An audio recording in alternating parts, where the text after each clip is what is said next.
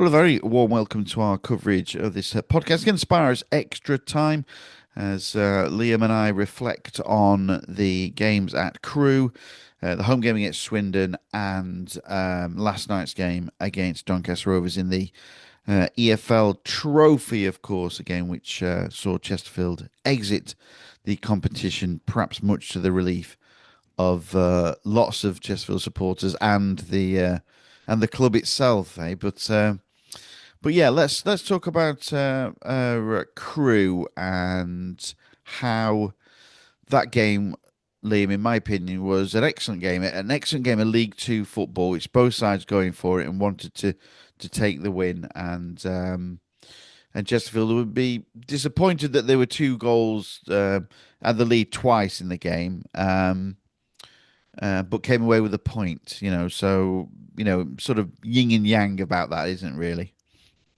Yeah, it was mixed feelings, wasn't it, after the game? Because on paper, 2-0 up, to only get a point is disappointing. It felt like in that sense, you'd say it felt like a little bit of a defeat. But the way that the second half panned out and how much pressure Chesterfield were under, it also felt like a good point in the end Mm, because Crewe could have snatched it right at the death, couldn't they, with that chance for Tesco, which he blazed over. yeah.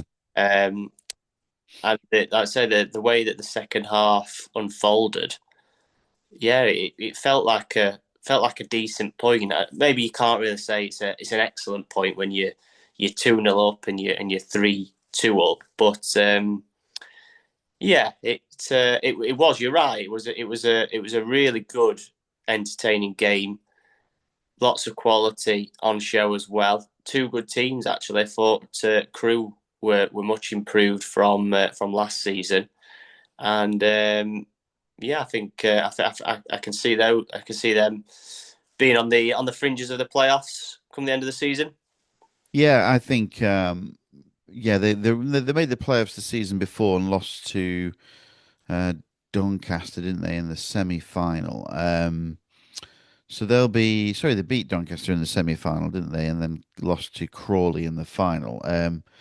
So they've got that way about them. Lee Bell's getting obviously a very young side that they've got going forward. They never spend too much money on players, and they always look forward to using a lot of them from the youth team. I think I worked it out. There's something like seven of their starting 11 were 21 and under. So they have always operated on that basis. And if they sort themselves out, they miss Mickey Dimitri. That's probably why they conceded three goals. He's the captain and leader of the defence. So, um, but again, you look at Chesterfield defensively, three goals conceded, three disappointing goals conceded as well. The first one from the penalty spot, that could have been stopped at source. They felt there was a push on Dunkley, didn't they, for Mm. that? But then Dunkley then dived in. John Fleck admitted that he could have cleared the ball. The ball got played back in. Dunkley then tackled facing his own goal. Always a little bit dangerous in that situation. But there was two situations where Chesterfield could have got rid of the ball in those. So again, it goes back to what you said, or you've repeated actually quite a lot this season, is the fact that Chesterfield need to really work hard for their wins, and yet they're quite capable of gifting opposition goals. Yeah, it's a bit of a theme, isn't it, throughout the season so far? If you look at the other couple of goals as well, the one from the corner, you know, Yeah. that's not really been something we've seen from Chesterfield for a few seasons, but they are actually conceding some goals from set pieces this season. Um, but it was a game which James Berry loves to score against Crewe, doesn't he? And Yeah. it was an emphatic finish from Lee Bonnis, who's on a little bit of a run now. Yeah. Boring six. Mm. Another game where I thought Dylan Markande looked back to his best. I think we can say that he is in form now. Um, but yeah, another three goals conceded, another three goals scored. I mean, the goals scored columns is not a worry, is it? I think just No. the joint second highest goal scorers in the league, just behind MK Dons, and Paul Cook's teams never struggled to score goals. but Chesterfield have conceded more goals than Harrogate, who are second from bottom. So 29. I think it's 29 goals conceded, which in the league, which is far too many. You're not going to get promoted conceding that amount of goals. So they really do have to tighten up at the back sooner rather than later, because they can't keep having to score 3 and 4 goals every game to win a match. No, if you look at the context of the last three games, I mean, you can chuck last night's in there as well, but it's 10 goals conceded in three matches. It's not good enough. And Paul Cook has, to be fair to him, said this on numerous occasions that he can see where the problem is. That the areas there are for all to see is that they are conceding too many goals. And he's got a situation where he can try and sort that out going forward. He mentioned in his interview last night about from Good News, but we'll touch on that in a second because away points are always good, and get a point away from Crewe was fine. It's just the manner of the fact that they were twice up, and we'll touch on that. But that was a good point in reflection, wasn't it? Building up to a big week, wasn't it? Really, from that game, you'd already beaten Grimsby the week before. To get a point at Crewe, yeah, that's fine. That's the minimum you'd want to get out of that game. But you could have obviously got all 3 points, but then no problem. It's an away point. Take it forward and try and win your home game against Swindon, who are right up there as well. But they've been in different form, of course. So Saturday's game, big build up, good crowd, terrible conditions. Weather was awful. Um, and first half, wow.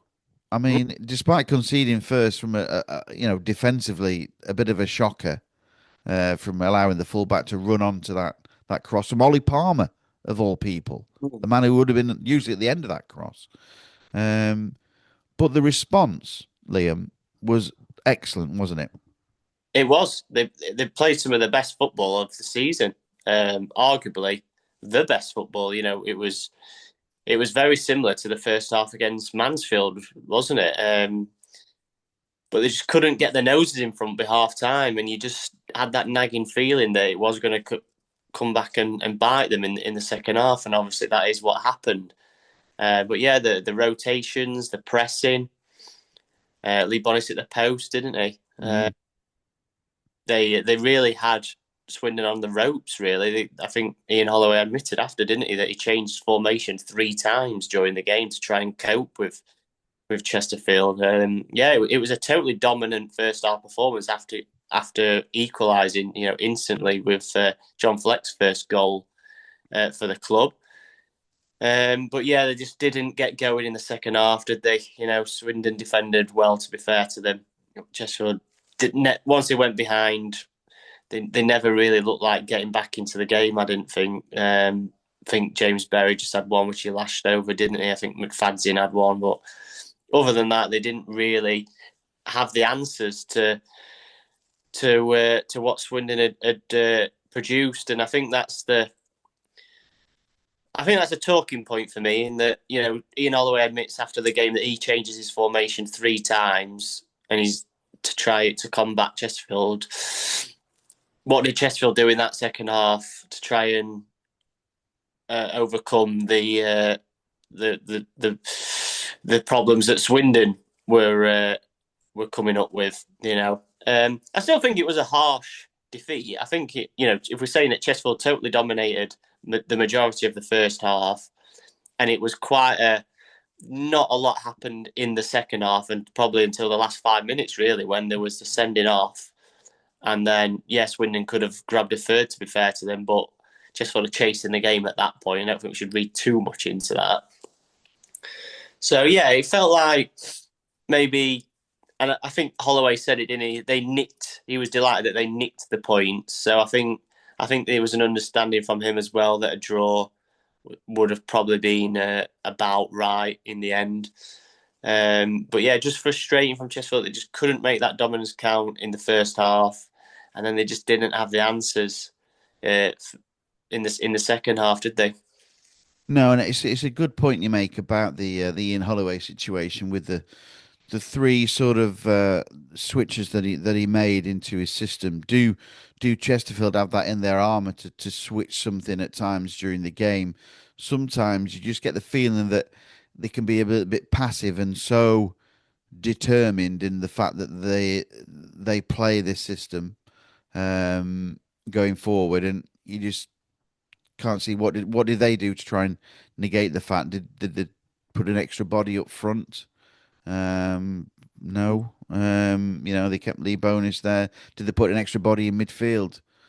No, not really. What did they do? And I wish I'd asked Gary Roberts when he mentioned that. What could Chesterfield do to kind of change the feeling that's during the game. You're supposed to be adaptable, aren't you, to that? So Well, yeah.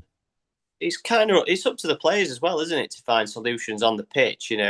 Once they do step over the white line, Paul Cook, Gary Roberts can't go and kick the ball for them. They've got Mhm. to try and find some solutions themselves. They can't just be talked through the whole 90 minutes, can they? So yeah, it's up to them to find some. But I sit next to Jamie Hewitt, and I can hear him commentating on the game for 1866, and he's talking about how Swindon were playing diagonal balls, they were playing longer balls, they were then playing shorter, they were mixing up their play. They had there were several players who played in numerous different positions throughout that game, and Ian Holloway was not scared to change it, was it? And it got him the win in the end, even if it was maybe slightly harsh. But yeah, I had a little niggly feeling before the game that it might be a defeat. I know it's all sort of in hindsight, but yeah, I did sort of feel that maybe Swindon might maybe run all over Chesterfield, which didn't really happen. They didn't win the game in the way that I thought they might. But yeah, in terms of the performance itself, it was first half after going behind very good, but second half just just didn't do enough. No, you got to give credit to the opposition as well for having to being able to stem any flow of Chesterfield going forward. They tightened up at the back. I thought Jamie Knight-Labelle was excellent. Their centre half as well to nullify anything going forward. Will Wright again put in another good performance against Chesterfield. He's done that on three occasions, hasn't he?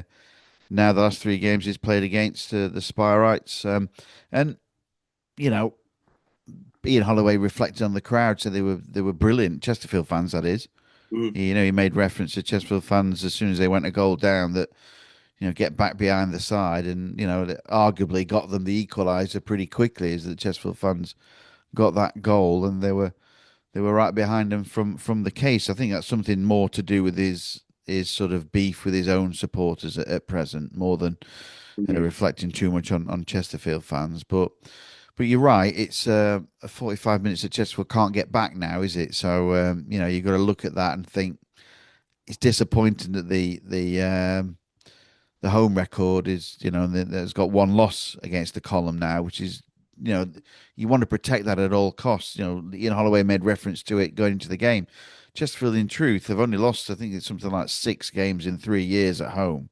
It's a remarkable record. They're doing so well. And by and large, yeah, that was dominated by the National League and whatnot. But still, you want to protect that and keep that as your fortress. And make sure that the worst you come out with is a draw. So when James Berry skied that one at the end, I just thought, yeah, it's not going to be Chesterfield's day, is it? But you just think that there isn't too much between Chesterfield and Swindon as shown on Saturday, and yet they sit in second, and Chesterfield now sit in ninth place. You know, if Chesterfield could just cut out the silly errors, I don't know what happened with the second goal. With Dunkley's header into touch, whether he thought somebody was behind him or not, or whether it got a touch off of somebody before it reached Dunkley. But again, it's an avoidable situation. You're right, Chesterfield conceded from a set piece. Joe Snowden was left alone just outside the penalty area. But on reflection, for Chesterfield's goal, Darren Oldacre was marking John Fleck for Chesterfield's goal. So, sometimes those things things work. But there are situations where Chesterfield could have avoided both goals on Saturday. Devon Tanton allowing the ball to run out of play because that should have been a goal kick. But there was a lot. There was another.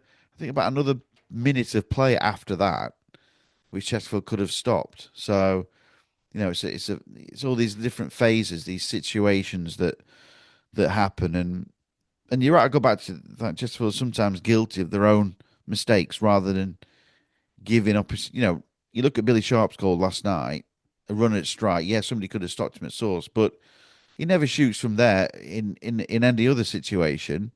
And the ball flies past Ryan Boot into the net. It was always going to be that case, wasn't it, for Billy Sharp? But you just think defensively, Liam, they just need to tighten up and switch on. They're guilty of their own errors at times, and if they don't sort of learn and switch on, it's going to cost them promotion. Yeah, individual errors are killing them right Mm. now, and obviously probably the coaching staff are as frustrated as anyone, and as well as the individuals who are making them, because some of them are coming from experienced players. Um, I think probably the most interesting things to come out of the game are probably Paul Cook's comments actually, in sort of he's very fed up and annoyed at going behind at Yeah, home early on in games. 32 times I think it is. Yeah, so he's Mm. fed up of, and he is right. He does actually feel like every time an opposition team have their first attack, they score. They never seem to miss. They don't sky it over the bar. They always seem to score. It's quite bizarre. It's quite a bizarre run that they're on at the moment with that. Um, yeah, so he's fed up of them conceding first at home. He's fed up of the goals in general that they're conceding. And I think there's quite some telling comments from him Mm.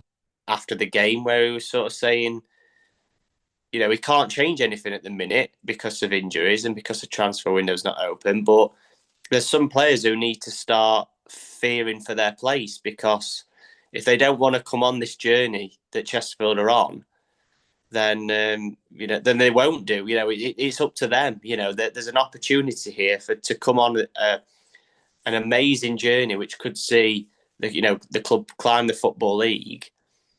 If you don't want to come on it, then they'll find somebody else, because, like he says, they've got a plan and they're ready to execute it. And again, we'll some more interesting comments from him last night. For a manager who just watched his team lose 5-1, He seemed quite buoyant, didn't he? He did, yeah. got good things coming. Mm. Makes you feel like maybe he's had some good news with regards to maybe possible incomings, and he's got good news with injuries in that Will Grigg and Ryan Stirk are back in full training. So he was he got a bit of a spring in his step a little bit, considering the scoreline. So yeah, it was just a little, maybe just a little message to his players, if to say, don't get too comfortable, don't take your position for granted, because you can be replaced. And I thought that was I thought it was quite intriguing what he said afterwards. Yeah, he did seem quite leading. I don't know. It might be. This is just my guess that some of the injuries are getting better as the players go on. Of course, the long term injury to Armando Dobra might because we were thinking middle of January is what the Gary Roberts alluded to, but they might have had some good news about that in the recent days. So yeah, of course there might be some good news about players coming in January. It's always a difficult market, that isn't it? And we're 28 days away from the Yeah, transfer window opening, aren't we, really? So it's a long time before anything we can really talk about that. But one player that is coming in is the new centre half, is Malik Olabi Belewu, who's finished his time with his club in Canada. I was seen getting off the bus on TV last night, so he's obviously been with the club since the last couple of days and getting himself acclimatised in this harsh weather. Mind you, I haven't said that. I think his last game was played in snow in Canada, so this is a welcome relief for him, Liam. So yeah, but it looks like he's with the with the team now, and he's having a proper pre-season with them as well. So it's still probably trying to arrange some sort of bounce games for him, or some if there's any Central League games coming up. So He'll yeah. probably he watched the game last night. He'll be on the first flight out of here. Won't he? Not as he walked into, but the level that he's got to reach as well. He'll be thinking, wow, I think I might be better off in Canada. Yeah.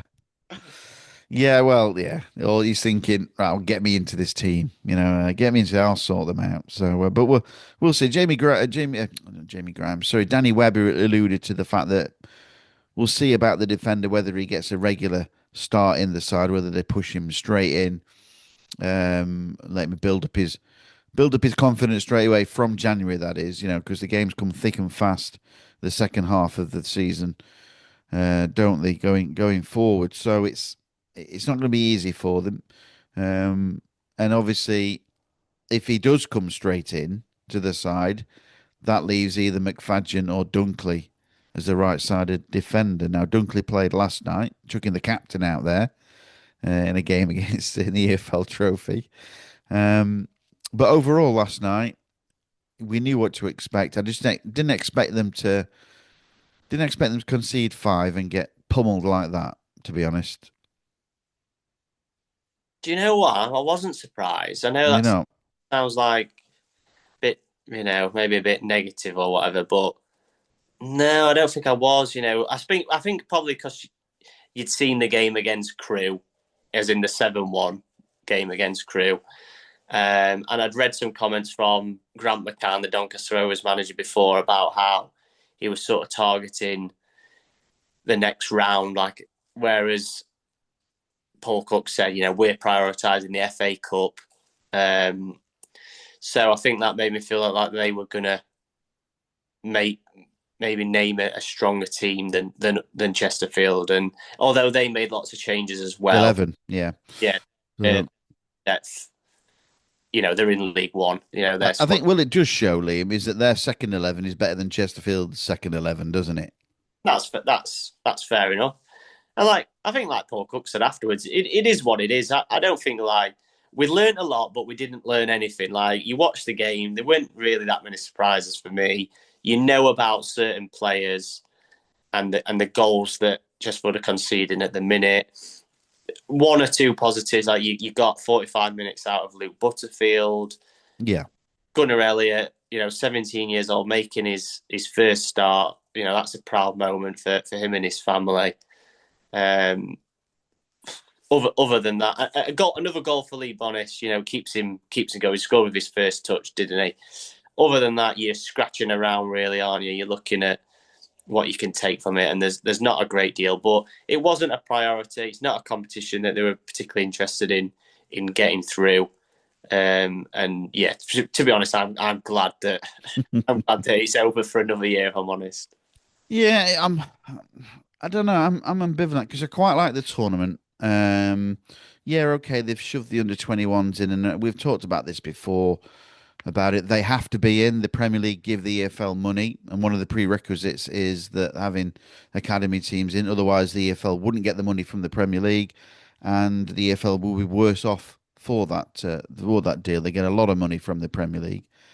Um, it, it's not. Um, I don't know. You have to treat every competition with respect and say what it is. Even if you're towing the line, you know deep down it's not what you're going to do. So, I don't. It is a competition out there. Just will do get money. They get money for winning it and Hmm. taking part in it. So it should be respected in many ways. So, Yeah, yeah, I think okay. yeah, Like I say, the reserves of Chesterfield, I'm sorry, are not as good as the opposition that they've played against. So, quite rightly, they've got hammered in the games, and they did go there with the attempt to win, but Chesterfield's sort of players that have not featured a lot are not playing in this team right now, so they're not getting the games, are they? yeah. I mean, there might be mixed views on it. Maybe like from my point of view, it's not a competition that I'm particularly interested in. I'm glad it's over. Whereas there might be other fans like yourself who have got a bit more of a connection to it after watching Chesterfield win it in the past, and maybe feel like it should be taken a little bit more seriously. It sounds like maybe Grant McCann and Doncaster fancy themselves to go on and maybe win it. Maybe they feel like they can win nick a trophy this year. But I think just with Chesterfield's circumstances at the minute, Yeah, with the injuries, there's one aim and it's to get out of League Two. yeah, And maybe if they didn't have a game this weekend, maybe if it had been, if they weren't in the FA Cup, maybe they would have taken last night a little bit more seriously. But yes, I still think getting through to the FA Cup third round is a bigger pull, isn't it, than yeah. getting through to the last 16 of the Virtue Trophy. Yeah, absolutely. I get that. I get that totally, and I get that. That I do believe there should be rules where you could that whether just whether, for example, sides are not punished for fielding sort of understrength sides, giving academy players of their own able to develop. So, but anyway, that's an argument for a different time. Chesterfield are out of the competition now, and yeah. So it's that's the by. So we can now throw forward to the same opposition, Mm. but in a different competition at home, under the lights, on TV, on national radio. Um, that a game which Chesterfield will probably be completely different in. Yeah, it'll be a totally different game, won't it? Mm. Doncaster will be much changed again, as will Chesterfield. Different atmosphere, different competition, different mindset. This is one where the messages before the game will probably be a lot different to what they were before last night. And would it be a big surprise if Chesterfield, they've got a connection with the FA Cup, haven't Yeah, they? They've done well under Paul Cook in the competition. They've took some scalps along the way. They beat Doncaster twice last season. It could be another special night under the lights. You know what I mean? yeah. It could be a memorable cup tie. Well, Donny's home league form's been a bit sketchy. In the cup, they've won 7 out of 8 this year, so they're really sort of focusing a little bit on the competitions, aren't they? So especially the Virtue Trophy as we've seen. So yeah, it's going to be a good. I don't expect Billy Sharp to start on Saturday. It might be Brandon Hanlon who starts up front for them on Saturday, but of course we'll get all the team news going forward for that. But yeah, it could be a good night for the Spireites. I don't know what the ticket sales are being like. With it being on telly, I don't expect it to be sold out. It's a Saturday night. It's an awkward time, isn't it, really, 7:30?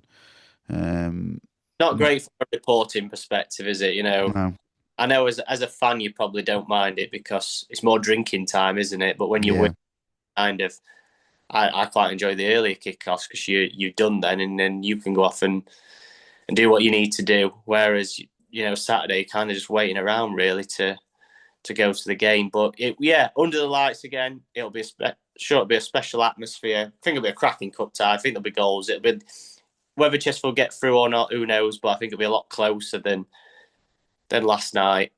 Yeah, no, I think it'll probably be one of the ties of the round. I think. yeah, I would think so. That yeah, obviously all eyes. It's the only game being played, I think, at that particular time. So yeah, it's on national television, national radio as well. So it should be a good encounter. Donny will have the North stand, I think, so they'll get 2,000 odd tickets or 1,800 odd tickets or something for the North stand. So Chesterfield fans will be back where they used to be, all along the other three sides of the ground. So it'll be quite a different atmosphere from what we've seen for a couple of years, won't it? Yeah, absolutely. Just going back to what we were talking about with the transfers as well. Yeah, I thought it was quite, if you're reading between the lines, what Paul Cook said was about he said that Lee Bonnis is leading the line on his own at the minute. He mentioned how Tom Naylor and John Fleck have been the only two central midfielders, and how they've got McFadzean and Dunkley with only Grimes. So for me, that's three positions there. He's highlighted. So he's clearly trying. I think if we're reading between the lines correctly, that he's trying to strengthen the spine of the team in this transfer window. Yeah. He's going to try and get a striker, a central midfielder, and a centre back. If we're putting two and two together there. I think you've touched on all season actually, Liam, that the recruitment in midfield was one which was slightly lacking. Mm. They didn't have the sort of option. They had Dibley Diaz, but obviously he's been out injured, injury prone, so it was always going to happen again. John Fleck's 34, Tom Naylor's 34. Ryan Sturck, unfortunately, he was the one positive, really came into it and then got injured. And that's a real good, because that was unexpected, wasn't it? He's not shown any sort of history of being injured. So that's the one real change. There's four sort of situations that can change, can't they? Well, yeah, during pre-season, it looked like Tom Naylor was going to be your backup right-sided centre-back because he hardly played. Yeah. And he's ended up, he's played well actually. To be honest, he's been consistent. But yeah, they've been stretched, haven't they, in that particular area. So I think maybe it'll be one, maybe it'll be more than one in that in central midfield that they go after. And obviously if Will Grigg's going to be a little bit on and off throughout the season, maybe. Then they maybe feel like they do need another one just to give Lee Bonnis a rest every now and again. It's a different option. And obviously Will Dixon's, he's just at the start of his career, isn't he? So it's probably a little bit unfair to put too much pressure on him. And then, we've got the new centre-back coming in already. So maybe one more, just really sort of strengthen that spine of the team, bit more steel, bit more grittiness. But yeah, I have to say, don't be too sort of critical, but it's like some of the goals that Chesterfield have conceded. I didn't really think that would happen this year with Jay Dunkley and Carl McFadzean. It's surprised me a little bit the softness that they've still got, because on paper I thought they'd sorted that out really, but I don't think they have. No. Yeah, it's a little bit frustrating, isn't it, from that point of view? And people air their grievances how they like to with phone-ins and social media and message boards and whatnot. And at the minute the end is nigh, isn't it, for Chesterfield at present from certain posters and whatnot. But like, look, Yeah. Things But can change pretty quickly in football. yeah, So I think Chesterfield are marginally underachieving at the moment. yeah, They're ninth, but they're only 1 point off the playoffs. I think it's 7 off the top and maybe a couple less off the top 3.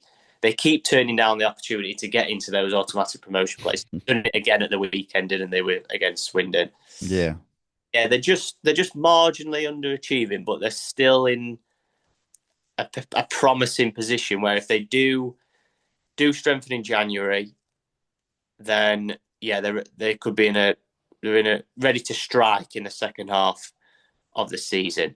And I've said in one of my pieces, I think the January transfer window is going to be season defining now, because it's probably going to like the business they do or the business that they don't do.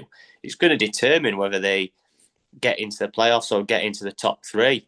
But obviously, it sounds like Paul Cook is quite optimistic about things. Seemed pretty, pretty jolly for a manager who just watched his team lose 5-1. So, he obviously knows stuff that we don't, which, keeping that to himself, keeping it under wraps. But obviously, the signs and the signals must be quite encouraging behind the scenes. well, yeah, exactly. So if they win on Saturday, he'll have some more money to spend, won't he, as well? So things could be quite progressive. So you and I will be at the game on Saturday night, Liam. So it's an odd one, isn't it? So going forward, not had that before, and then Cambridge on the Tuesday. So the games come thick and fast, don't they? For those going forward.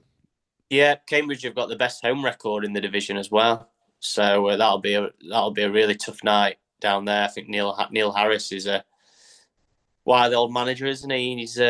He knows how to get results. So I think that'll be a really tough test down at Cambridge. I think Chesterfield probably just need to stick in it at the minute. Just need to stick around where they are, try and not fall too many points behind, and then get the additions in, get players back from injury, and then try and kick on in the second half of the season. Because I mean, we keep saying it, but they just haven't clicked yet, and we're 18 games in. They're a nearly team, aren't they? They're just there's so much that's good about them, but they're also so far away from it as well with the mistakes that they're making and the goals that they're conceding. So it's a really tricky one to assess at the minute.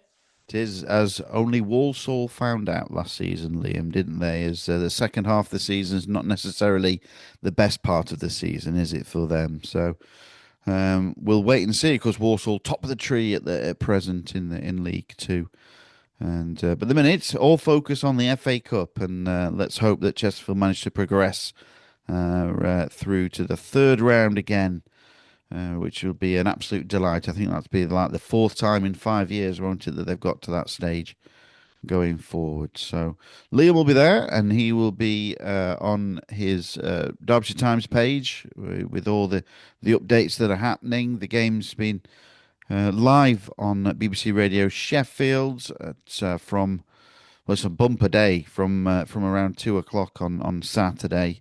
There's plenty of games to listen to. Myself and Lee Turnbull provide full match commentary. It's also on BBC Sports Extra 3 is the live game on that's the national radio as well for you from 7:15, I think it is, on that one to listen to. So thank you, Liam. Any final messages at all? Book your hotels because Chesterfield are going to win the FA Cup. All right, there we go. That's positive for you. There we go, going forward. And yeah, we all love the FA Cup, don't we? Thanks very much for listening. Please like and subscribe. Tell everybody about it, and just keep up to date. And we'll be back with you. Well, I'll tell you what we'll do. We'll try and do next week is one after the FA Cup game, which will probably be on Monday. And we'll try and do one on the Wednesday as well after the Cambridge game. We can focus on that one a lot more going forward. So yeah, thanks for listening. Thanks for subscribing, and we'll be back with you next week.